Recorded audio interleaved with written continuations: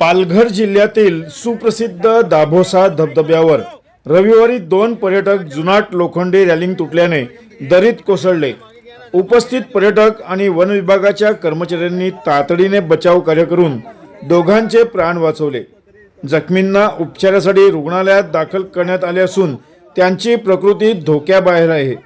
या घटनेनंतर धबधबा परिसरातील सुरक्षेवर प्रश्नचिन्ह निर्माण झाले असून गंजलेले रॅलिंग, अपुरी देखभाल आणि सुरक्षा उपाययोजनांचा अभाव यामुळे ही दुर्घटना घडल्याचा आरोप स्थानिकांनी केला आहे।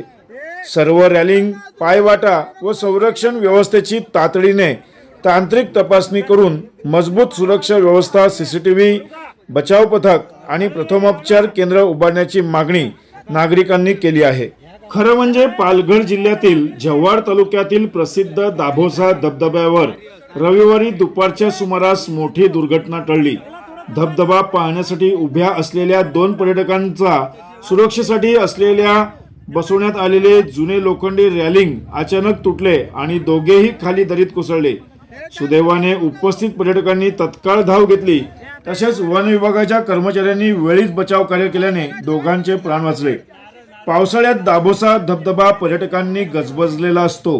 रविवारही मोठ्या संख्येने पर्यटक धबधब्याच्या निसर्ग सौंदर्याचा आनंद घेण्यासाठी आले होते।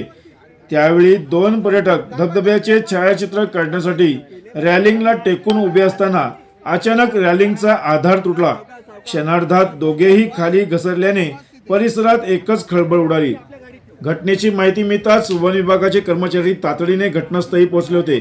स्थानिक नागरिक व इतर पर्यटकांच्या मदतीने दोघांना सुरक्षित बाहेर देखील काढले। त्वरित प्राथमिक उपचार देऊन पुढील उपचारासाठी रुग्णालयात हलवण्यात आले होते। प्राथमिक माहितीनुसार दोघांची प्रकृती धोक्याबाहेर असल्याचे सांगण्यात येत आहे।